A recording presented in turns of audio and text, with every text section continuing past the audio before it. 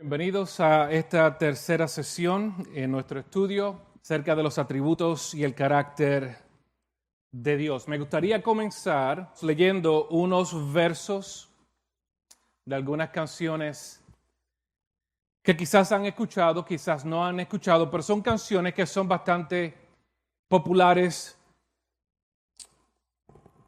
en la música cristiana. Y creo que estas líricas son relevantes al tema que vamos a estar discutiendo en esta noche. La primera canción se llama Hosanna por parte de una banda norteamericana llamada Hillsong. Escuchen estas letras. Sana mi corazón y límpialo. Abre mis ojos a las cosas invisibles. Muéstrame cómo amar como tú me has amado. Rompe mi corazón por lo que rompe el tuyo. Todo lo que soy por la causa de tu reino, mientras camino de la nada a la eternidad. Segunda canción, titulada Con Todo, por la misma banda norteamericana Hillsong. Déjanos ver lo que entristece tu corazón. La iglesia que deseas tener refleja tu luz. ¿O qué tal esta frase por parte de un cantante cristiano muy popular llamado Marcus Witt?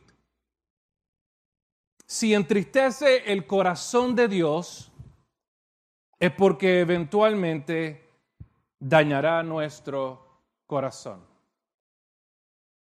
¿Cuál es el problema con estos versos o con estas frases?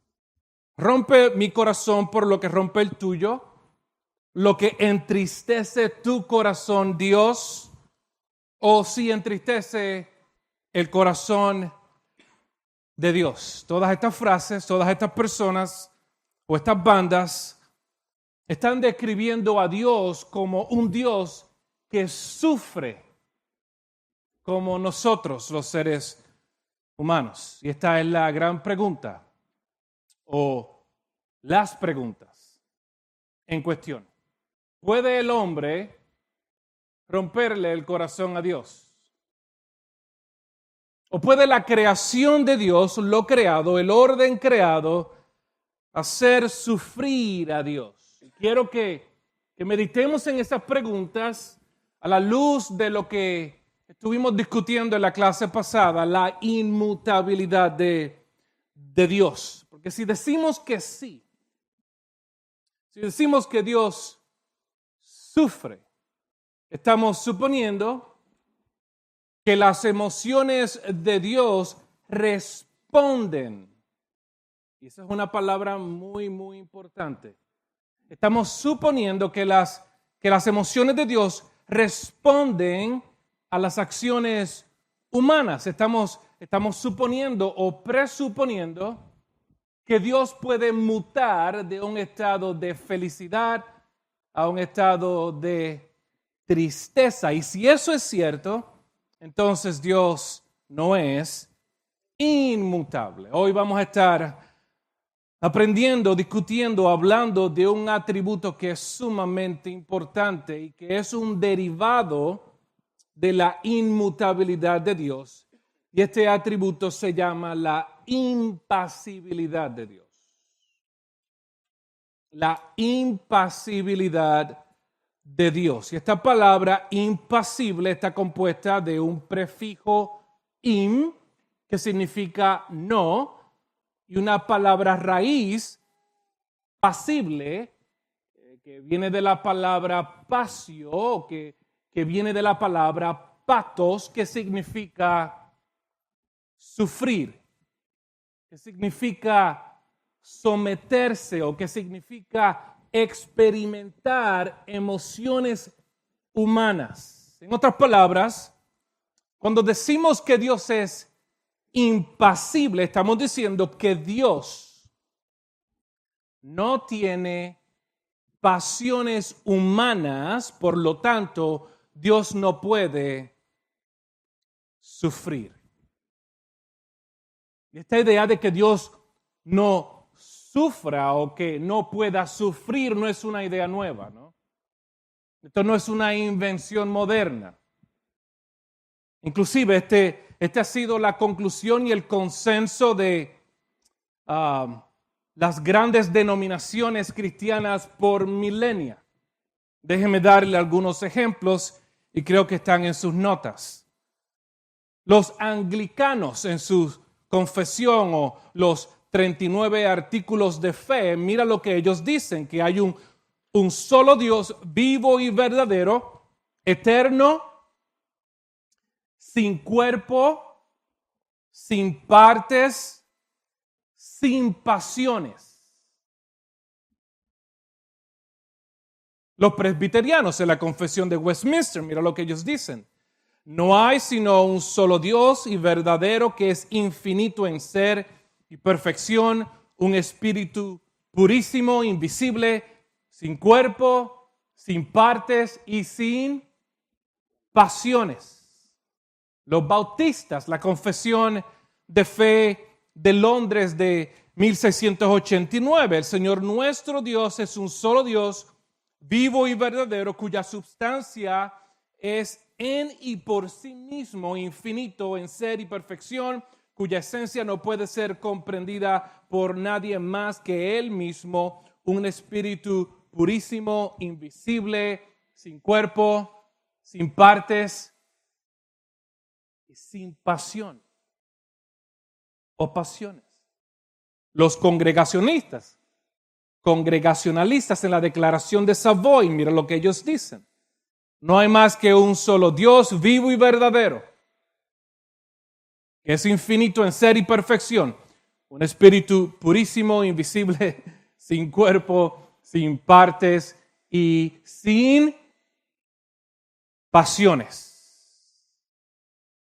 Así que no solamente las grandes denominaciones han llegado a la conclusión y han adaptado esta idea o esta doctrina ortodoxa de que Dios es un Dios impasible, pero estas conclusiones de estas denominaciones mayores son el derivado de lo que la iglesia ha creído por 1900 años.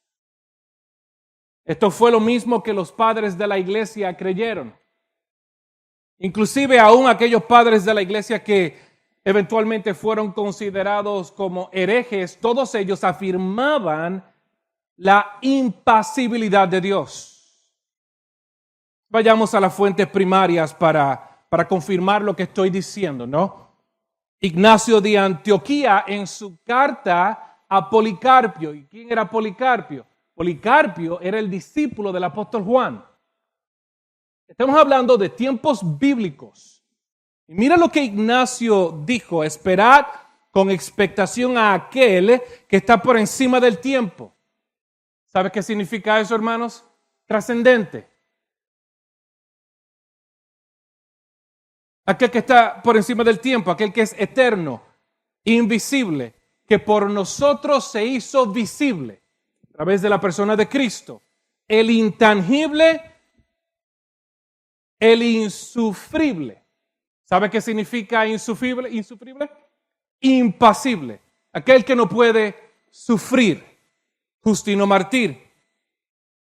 Nos hemos consagrado al Dios ingénito e impasible. Dijo esto en su primera apología. Atenágoras. Dios es increado o no creado. También Él es impasible e indivisible, no consta de partes en su legatio. Ireneo, en su escrito contra las herejías, porque el Padre de todos está muy lejos de los afectos y de las pasiones humanas que obran entre los hombres. Él es ¿qué? Impasible. Dijo esto en su carta contra de Praxeas. Agustín, porque las cosas creadas y cambiantes, todas las cosas son para ellos accidentes, lugares y tiempos, actos y pasiones. Pero en Dios nada se dice que sea por accidente, porque en Él nada es cambiante, porque Él es impasible, en su libro en relación a la Trinidad. Pero también vemos en el tiempo medieval, Anselmo de Canterbury, porque afirmamos que la naturaleza divina es sin duda impasible. Tomás de Aquino, en Dios no existen las pasiones de los apetitos, Dios es impasible.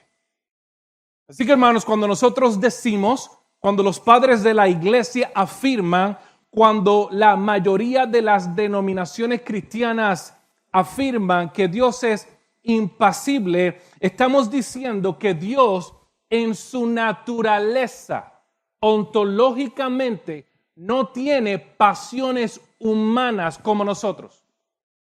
Dios no puede sufrir como nosotros sufrimos. Y si nosotros afirmamos que Dios es inmutable, tenemos que afirmar que Dios es impasible. Y es aquí entonces donde tenemos problemas. Porque las ideas tienen consecuencias. Hermanos, nadie rechazó y nadie cuestionó la idea de que Dios es impasible por los primeros 1900 años en la historia de la iglesia, hasta que llegaron a los años 1900, donde esta idea de que Dios sufre o de un Dios sufriente comenzó a popularizarse, donde en la literatura cristiana esta idea de que Dios sufre como los humanos comenzó a esparcirse. Comenzaron a escribirse libros acerca de cómo Dios sufre. Comenzaron a predicarse sermones con esta idea de que Dios sufre como nosotros. Y todas estas ideas fueron influenciadas por un filósofo y teólogo alemán llamado Jürgen Moltmann. No se tienen que aprender ese nombre, pero ese hombre fue sumamente influencial en el desarrollo de esta idea de que Dios sufre como nosotros. ¿Por qué es esto importante? Porque este hombre era alemán y él creció durante el régimen de Hitler. Y él experimentó y él vivió durante el Holocausto. Y él comenzó a darse cuenta que los judíos que estaban siendo torturados comenzaron a exclamar y a preguntar y a gritar y a llorar, ¿dónde está Dios en el sufrimiento? Esa es una pregunta que nosotros nos hacemos, ¿no? ¿Dónde está Dios en mi sufrimiento? Así que Moltmann, inspirado y quizás movido por esa realidad atroz donde millones de judíos estaban siendo exterminados, él escribió un libro llamado El Dios Crucificado. En este libro, él intentó brindar la relevancia que existe entre Dios y el sufrimiento humano. Y a esas personas que estaban cuestionando dónde está Dios en el sufrimiento, él les dijo lo siguiente, y lo cito: Dios está ahí contigo en el sufrimiento. Y nosotros podemos decir que eso es cierto. Pero él llevó esa idea más allá y él dijo, digo que Él está contigo en el sufrimiento porque fue Dios quien estaba sufriendo en la cámara de gas. Fue Dios quien estaba siendo ahorcado por los nazis. Y es por eso que nosotros tenemos esperanza en medio del dolor, porque Dios simpatiza con el sufrimiento, porque Él mismo sufrió. Esto influenció a un pastor alemán llamado Bonhoeffer. No sé si lo han escuchado, pero él escribió un libro bastante famoso titulado El costo del discipulado. y él era un disidente antinazi. Él se fue en contra de Hitler y a consecuencia lo arrestaron. Y dentro de su celda en la prisión, él escribió lo siguiente: solo un Dios sufriente puede ayudarnos. Ahora quiero que mediten en esas dos posiciones, la de Moltmann y Bonhoeffer, porque su argumento es convincente, ¿no? De la única manera que nosotros podemos encontrar ayuda en Dios es si Dios se identifica con nuestro sufrimiento. De la única manera que Él se puede identificar con nuestro sufrimiento es si Él mismo sufre. Y estas ideas, hermanos, comenzaron a promulgarse. Y estas ideas de un Dios sufriente comenzaron a popularizarse al punto que el sol de hoy, la mayoría de los cristianos afirman que Dios es pasible, que Dios sufre y rechazan la idea ortodoxa y bíblica de que Dios es impasible. Y quizás nos estaremos preguntando, ¿y por qué sucedió esto? Y es bien sencillo. Una vez nosotros abandonamos la enseñanza bíblica, una vez nosotros abandonamos la doctrina pura y fiel, aferrada a las Escrituras, y lo intercambiamos por nuestras propias opiniones basadas en nuestras emociones, terminaremos confeccionando a un Dios que no está en la Biblia. Y digo emociones porque esa es la palabra determinante en muchas de las conversaciones que nosotros tenemos en relación a Dios. Muchos de nosotros definimos a Dios basado en nuestras emociones. Muchos de nosotros afirmamos o negamos ciertas cosas del carácter de Dios basado en cómo nosotros nos sentimos acerca de ciertas cosas en respecto o a respecto al carácter de Dios. Y este es el problema, hermano. El abrazar la idea de que Dios es pasible, el abrazar la idea de que Dios sufre como nosotros, tiene repercusiones catastróficas. Y esas repercusiones las estaremos viendo en unos minutos, pero me gustaría comenzar definiendo de una manera formal lo que significa la impasibilidad. ¿Qué es la impasibilidad de Dios? La impasibilidad de Dios es un atributo divino por el cual se dice que Dios no experimenta cambios de estados emocionales internos. Voy a repetir eso para que lo anoten. Cuando decimos que Dios es impasible, estamos refiriéndonos a un atributo divino por el cual se dice que Dios no experimenta cambios de estados emocionales internos causados por cosas externas a Él. Causado por cosas externas a Él, ya sea los seres humanos o su creación. Es un atributo divino por el cual se dice que Dios no experimenta cambios de estados emocionales internos causados por cosas externas a Él, ya sean seres humanos, eventos o el orden creado. En otras palabras, estamos diciendo que Dios no está sujeto a cambios emocionales. Dios no está sujeto a cambios de humor. Dios no está sujeto a cambios temperamentales o o espasmos emocionales. Y mucho menos Él no es vencido por nada, incluyendo emociones. Y quizás sé que lo que estás pensando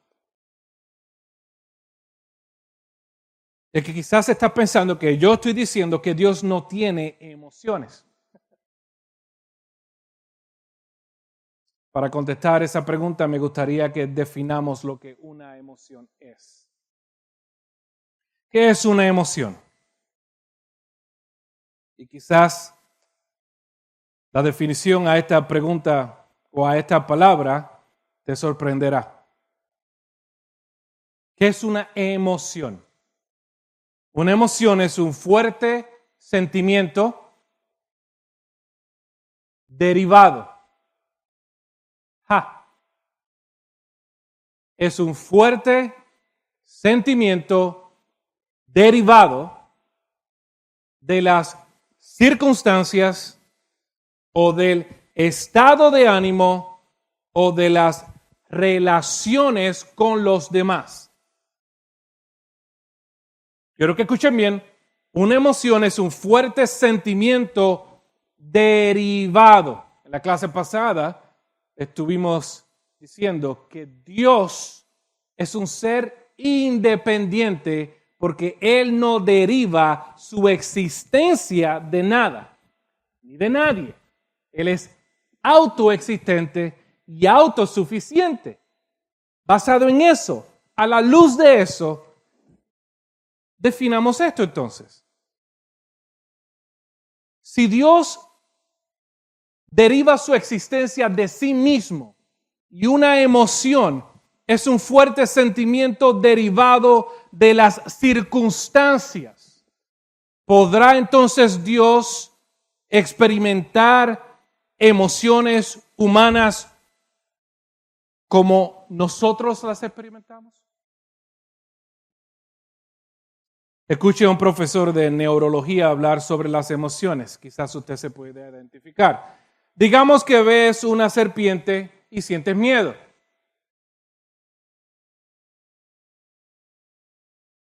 Tu sistema nervioso aumenta el oxígeno a tus músculos, aumenta tu frecuencia cardíaca para que puedas lidiar con la amenaza. Es un sistema automatizado. No tenemos que pensar en eso. Sucede automáticamente. Cuando nosotros tenemos miedo, nuestro cuerpo experimenta cambios fisiológicos para prepararnos. Así fue como Dios nos creó.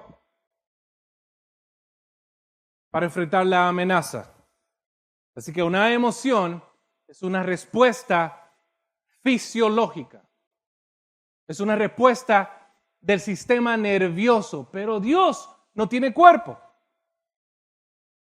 Y si Dios no tiene cuerpo, Dios no tiene sistema nervioso. Si no tiene sistema nervioso, no puede experimentar cambios fisiológicos. Por lo tanto, ¿tendrá Dios o experimentará Dios emociones humanas? No. ¿Tienen eso claro? No podemos decir que Dios está emocionado, no podemos decir que Dios está perturbado, no podemos decir que Dios es conmovido por experiencias emocionales. ¿Qué estamos diciendo? Estamos diciendo que Dios no puede experimentar estrés como nosotros lo experimentamos. Estamos diciendo que Dios no puede experimentar ansiedad como nosotros la experimentamos.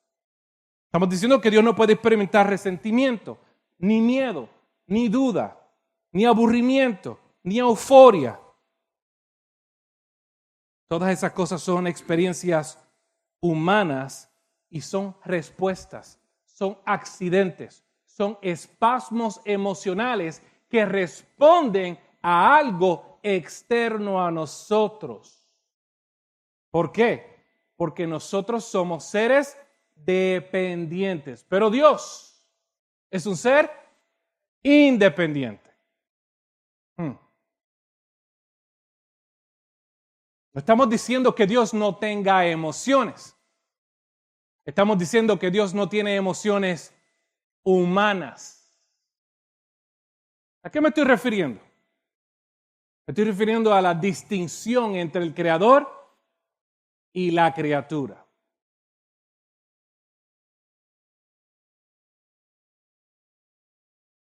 Ahora, ¿qué son las pasiones?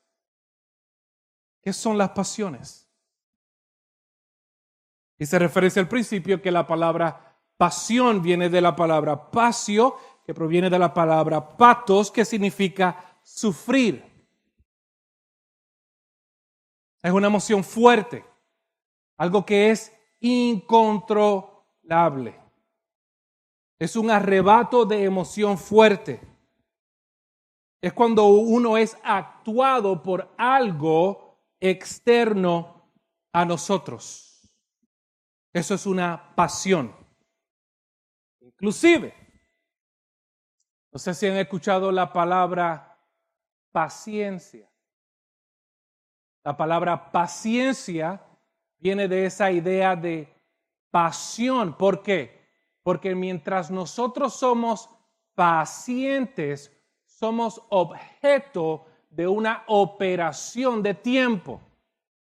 Somos sujetos al tiempo y por eso tenemos que ser pacientes.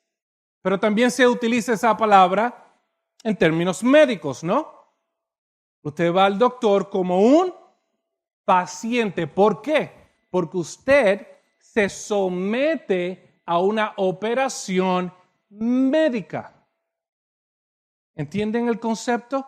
Así que la idea de pasión está relacionado a el sometimiento de una experiencia causada por algo externo a nosotros.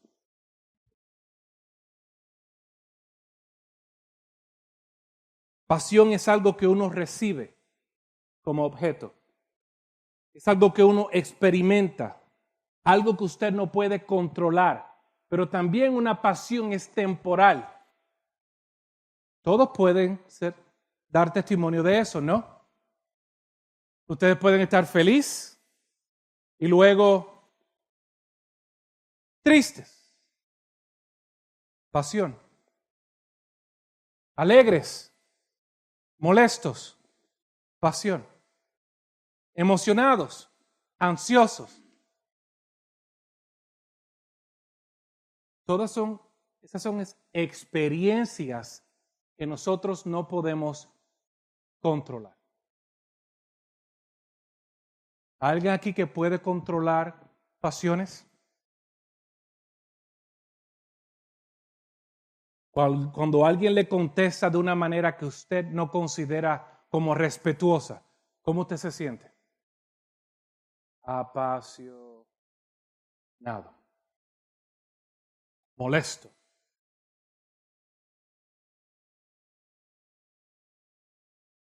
Cuando le dicen algo que lo hace sentir bien, ¿usted se siente cómo? Contento o alegre. Cuando recibe una noticia que no es muy buena, ¿cómo se siente? Somos objetos de pasión. Somos objetos de cosas externas a nosotros que nosotros no podemos controlar. Así que si utilizamos estas dos definiciones de emociones y pasiones, debemos confirmar que Dios no es como nosotros, que Dios no está sujeto ni a pasiones ni a emociones humanas. Porque Él es ¿qué? Independiente. Las emociones y las pasiones son involuntarias. Y eso indica que usted no las puede controlar. Si nosotros le atribuimos de manera literal emociones humanas y pasiones humanas a Dios, estamos diciendo que Dios es un desastre emocional igual que nosotros. Y eso, hermanos, no es bíblico. Inclusive, si llegamos a esa conclusión, Dios cesaría de ser Dios. Inclusive, si Dios es pasible como nosotros, yo sería el primero que le diría, dejen de creer en un Dios pasible. ¿Por qué? Porque en el día de la prueba, en vez de ayudarlo, estaría llorando con usted. En vez de levantarlo en el día de la prueba, estaría igualmente afectado por esa situación. No, nosotros necesitamos a un Dios que en medio de la prueba nos levante. Necesitamos a un Dios que en medio del sufrimiento nos consuele. Él debe ser nuestro refugio. Amén. Por lo tanto, Dios no tiene pasiones ni experimenta pasión. Ahora, ¿cuál es la base bíblica para esta doctrina de la impasibilidad? La clase pasada estuvimos hablando acerca de muchos pasajes que afirman la inmutabilidad de Dios, ¿no? Todos esos pasajes afirman la impasibilidad de Dios. Porque si Dios no cambia, Dios no puede cambiar de emoción. ¿Tienen eso claro? Pero hay un pasaje, hay varios pasajes, y solamente quiero mencionar uno. Quizás en la sesión de preguntas y respuestas podemos visitar los otros pasajes, pero hay un pasaje en el Nuevo Testamento, en el libro de los Hechos, que en medio de una narrativa encontramos un pasaje didáctico acerca del carácter de Dios. Y quizás este es el pasaje clave que explica la distinción entre el creador y la criatura en relación a nuestras emociones. Hechos 14, versos del 8 al 15. Mira lo que dice. Había en Listra un hombre sentado que no podía usar los pies. Estaba lisiado de nacimiento y nunca había caminado. Él escuchó a Pablo hablar y Pablo, mirándolo fijamente y viendo que tenía fe para ser sanado, dijo a gran voz, levántate derecho sobre tus pies. Y se levantó de un salto y echó a andar. Y cuando las multitudes vieron lo que Pablo había hecho, alzaron sus voces diciendo en lisaonio, escuche bien, los dioses han descendido a nosotros en semejanza de hombres. A Bernabé lo llamaron Zeus, mitología griega. A Pablo lo llamaron Hermes, mitología griega, porque era él orador principal. Y el sacerdote de Zeus, cuyo templo estaba en la entrada de la ciudad, trajo bueyes y guirnaldas a las puertas y quiso ofrecer sacrificio con la multitud. Pero cuando los apóstoles Bernabé y Pablo se enteraron, rasgaron sus vestiduras y se precipitaron entre la multitud gritando, detengámonos ahí. ¿Qué es lo que está sucediendo? Ocurre un milagro, la multitud se percata del milagro, su única referencia es la mitología griega y ellos pensaron que los dioses bajaron del Olimpo y llegaron a la tierra en forma de hombre. Ellos comenzaron a adorar y ellos comenzaron a rendirle pleitesía a Pablo y a Bernabé. Y cuando Pablo y Bernabé se percataron de lo que estaba sucediendo, ellos rasgaron sus vestiduras y gritaron, escuche bien lo que él dice, varones, ¿por qué hacéis estas cosas? ¿Qué cosas? La pleitesía, la adoración, la idolatría. ¿Por qué? ¿Por qué nos están adorando a nosotros? Mira lo que él dice, nosotros también somos, ¿qué? Hombres de la misma, y este es el problema que yo tengo con traducciones, porque dice naturaleza, ¿no? De la misma naturaleza que vosotros.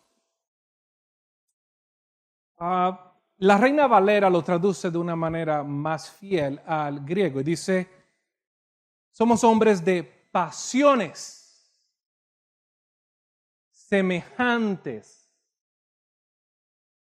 a las vuestras.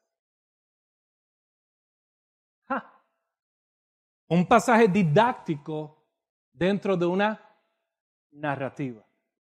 Y a través de este pasaje, Pablo nos está enseñando algo sumamente importante. Él está enseñando la distinción entre el creador y la criatura. Y hay un sinnúmero de cosas que nos distinguen de Dios. Una de esas, Él quiere que la multitud entienda. Y es que Dios es impasible y que nosotros somos pasibles. Él está diciendo que nosotros tenemos pasiones semejantes a las vuestras, pero Dios es diferente a nosotros.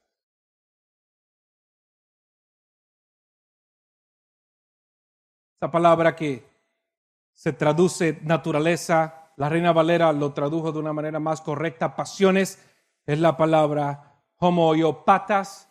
Homo significa mismo, patas viene de la palabra patos o de la palabra pasio, que significa emociones humanas con respecto al sufrimiento.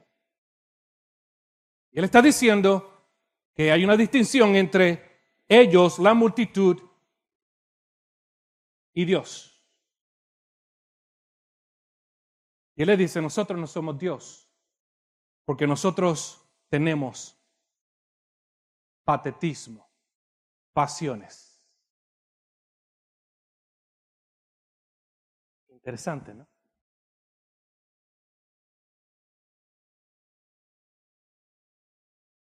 En una narrativa vemos a Lucas insertando una enseñanza crucial. La distinción entre el creador y la criatura. Y de esta distinción, señalando que lo que nos hace diferentes a Dios es que nosotros somos pasionales, pero Dios no lo es.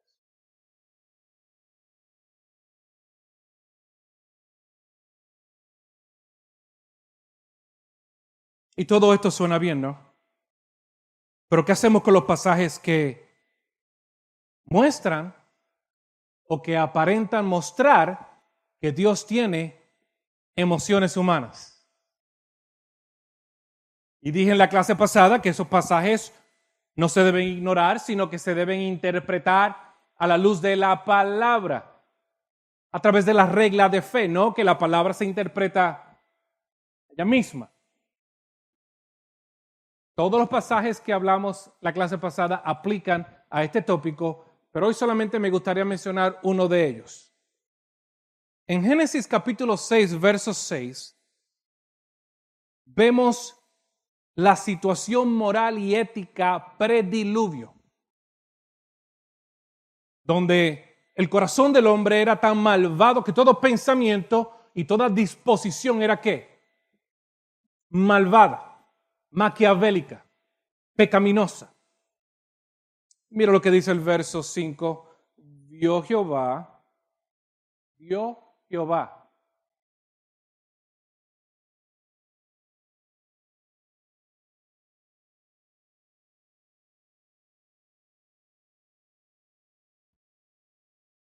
Que la maldad de los hombres era mucha en la tierra y que todo designio de los pensamientos del corazón de ellos era de continuo solamente el mal. Y el Señor se arrepintió de haber hecho hombre en la tierra y le dolió en el corazón. Tenemos un problema entonces.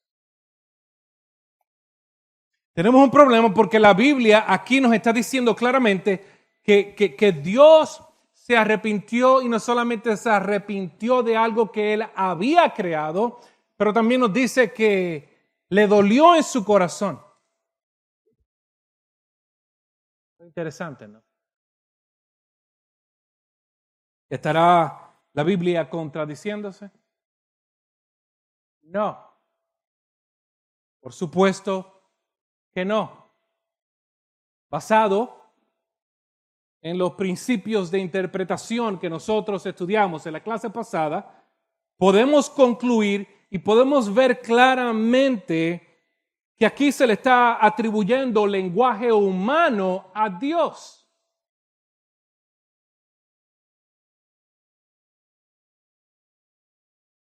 Lenguaje antropopático, dijimos que el lenguaje antropopático es que emociones humanas, antros humano, popático, patos, emociones humanas. Lo vemos aquí cuando dice que él se arrepintió y que también le dolió, que él experimentó sufrimiento.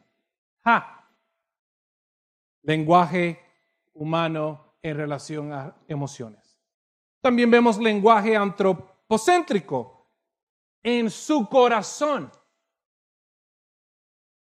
El problema que tenemos es que Dios no tiene cuerpo. Como Dios no tiene cuerpo, Dios no tiene músculos. Como Dios no tiene músculos, Dios no tiene órganos. Como Dios no tiene órganos, Dios no tiene corazón. Pero aquí dice que le dolió en su corazón. Pero él no tiene corazón. Pero aquí dice que le dolió en su corazón. Y también dice que él vio. Con ojos. Él vio. El problema es que Dios no tiene cuerpo. Y como él no tiene cuerpo, él no tiene partes humanas. Y como no tiene parte humana, no tiene cara.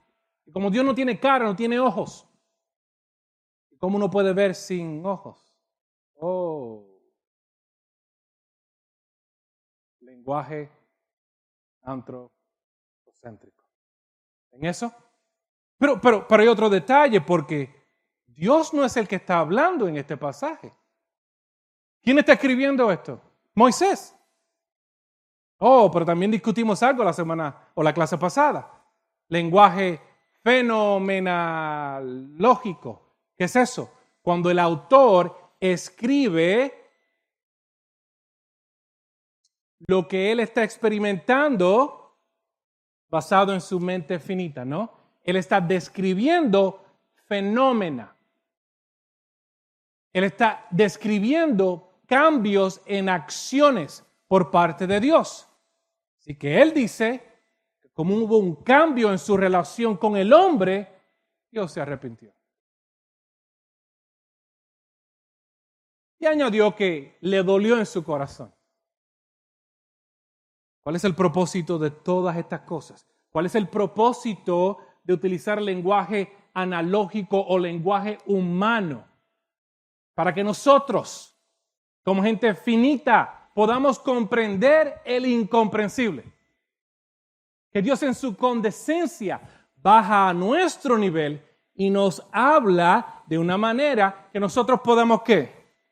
Pero todos ustedes hacen eso. Si todos ustedes han tenido bebés, ustedes se comunican con el bebé en lenguaje de bebé.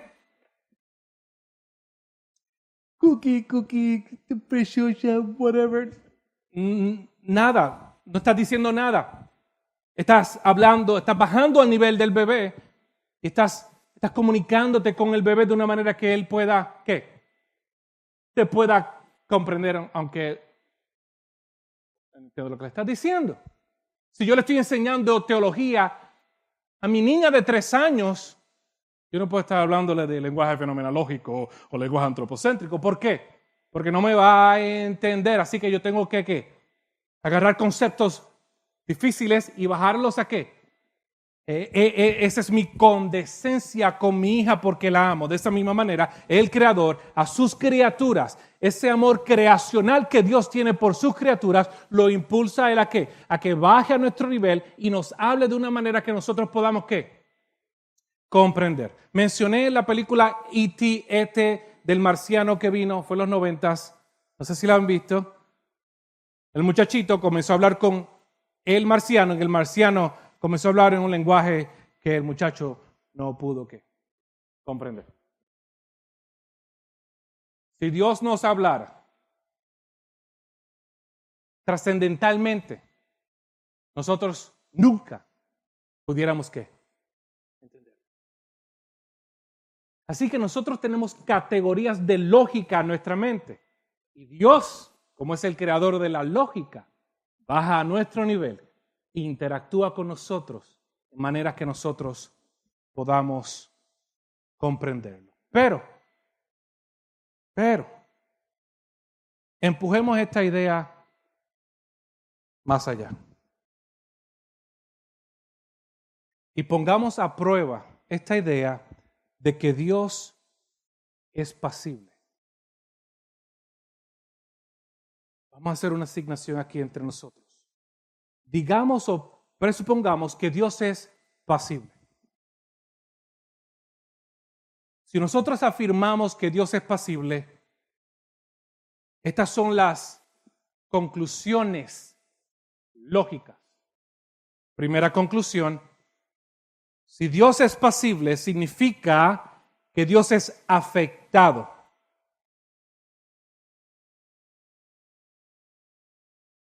Que Dios es afectado por algo externo a Él, porque Él no conoce el futuro. Por lo tanto, reacciona porque no lo veía venir.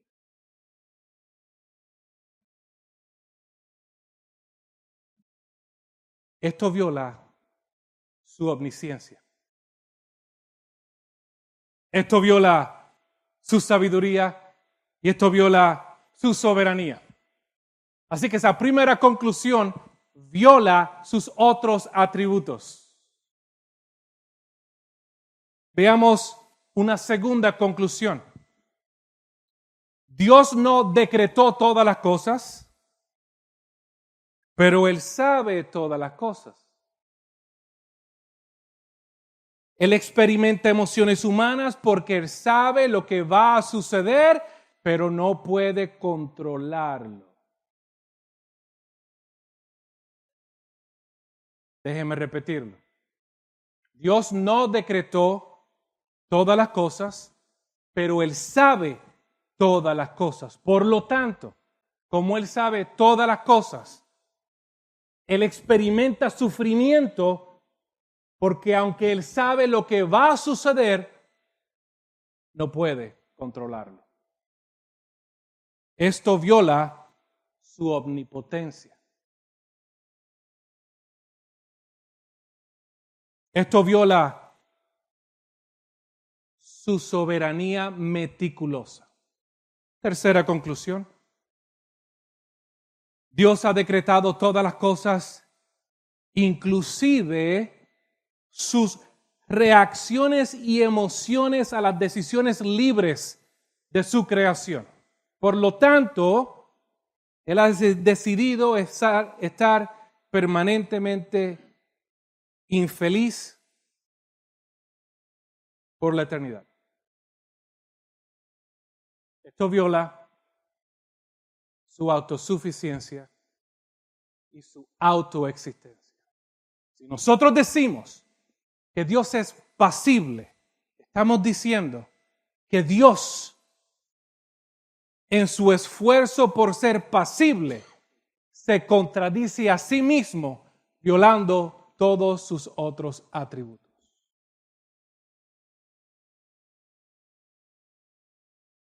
Así que, hermanos, el afirmar la pasibilidad de Dios es violar los otros atributos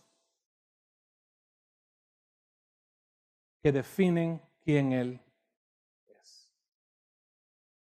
Pero si afirmamos lo que la Biblia enseña, que Dios no es como nosotros y que Dios es impasible, entonces podemos entender lo que Dios está haciendo en las Escrituras. Que Él baja a nuestro nivel e interactúa con nosotros de maneras que nosotros podamos entender con nuestra mente finita. Con eso en mente, quiero darle un ejemplo.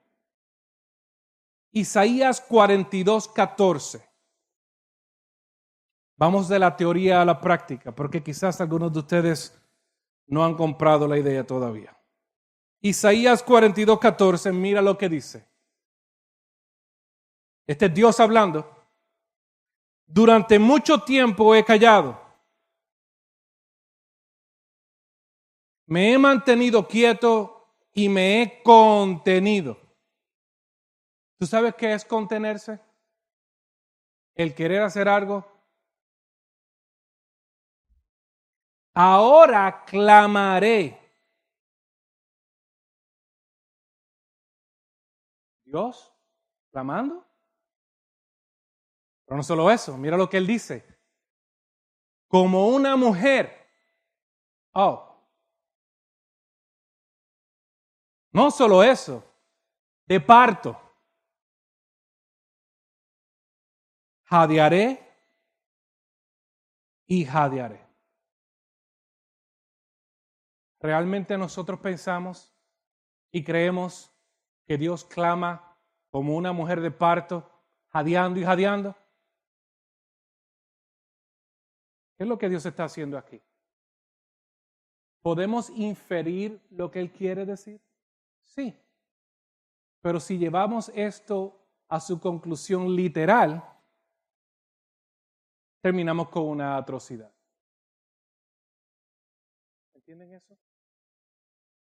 Emociones humanas se le atribuyen a Dios y Él mismo se atribuye emociones humanas para interactuar con su creación.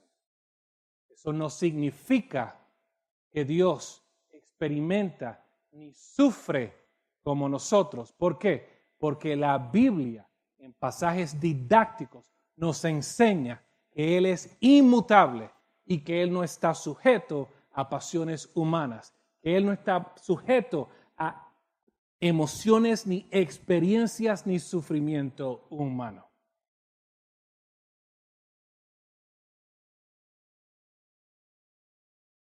Esto lo que nos enseña es que Dios no es un Dios distante ni tampoco indiferente. Esto nos enseña que Dios está involucrado en su creación. Pero si nosotros llevamos ese lenguaje humano a su extremo y lo convertimos en algo literal, entonces vamos a terminar creyendo en herejías. Y tenemos que tener mucho cuidado. Quiero mencionar dos herejías que están relacionados a esto. La primera herejía se llama el teísmo abierto. Está en sus notas. El teísmo abierto. Y el teísmo abierto significa que Dios no conoce el futuro.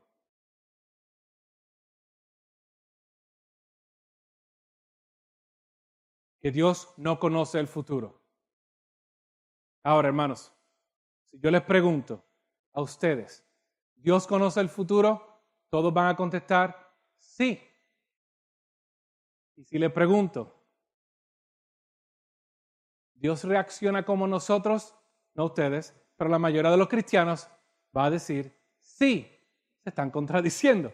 Porque de la única manera que tú puedes reaccionar negativamente o positivamente es si no conoces el futuro.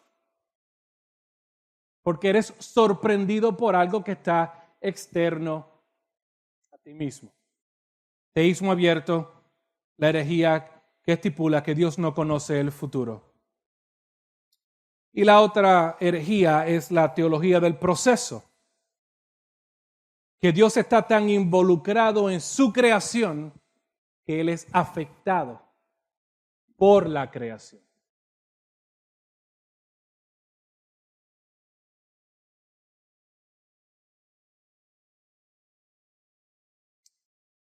Comencemos a aterrizar el avión.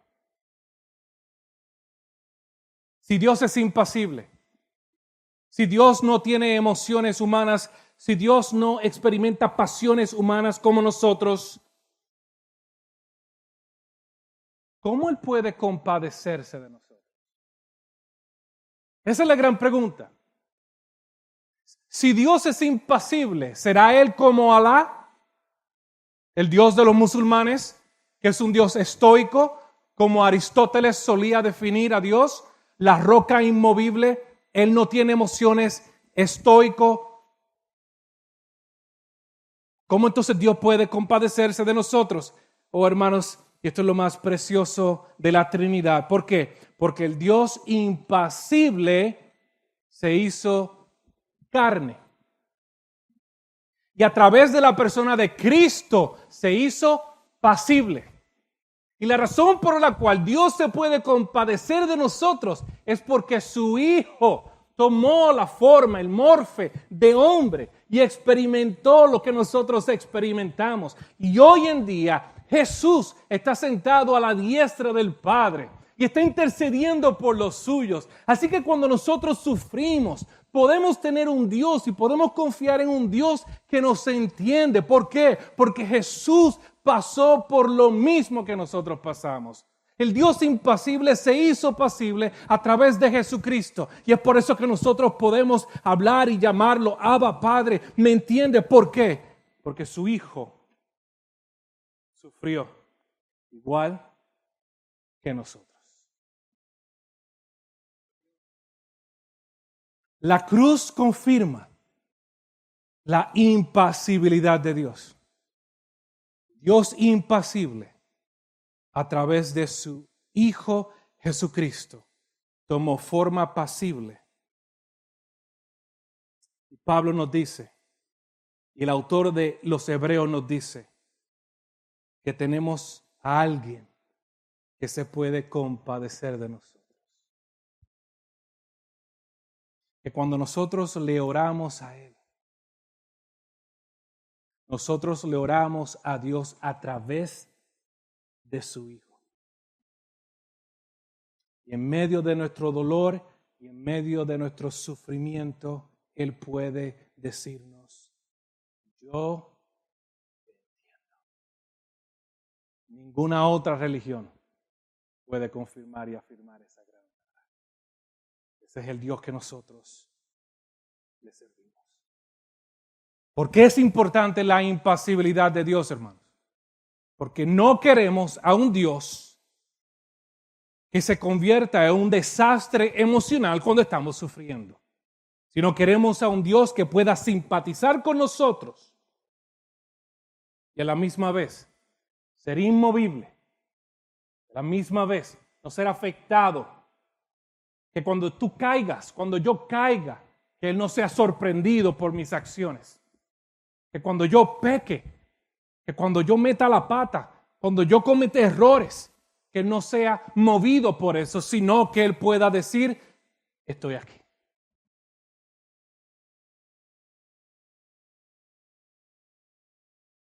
¿Quieres un Dios que no entre en pánico?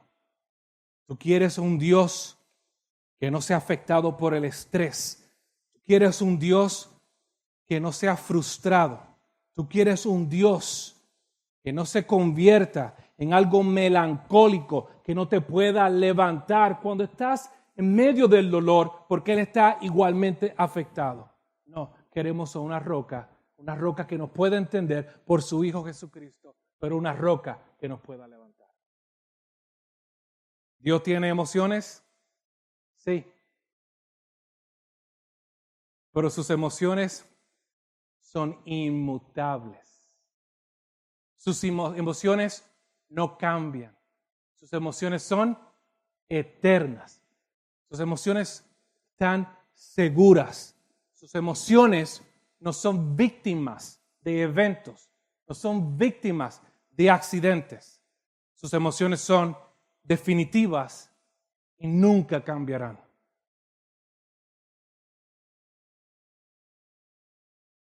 Aunque Dios no sufre cambios en su estado emocional como nosotros, Él está completamente apasionado en su compasión, en su misericordia, en su alegría y en su desagrado por el pecado.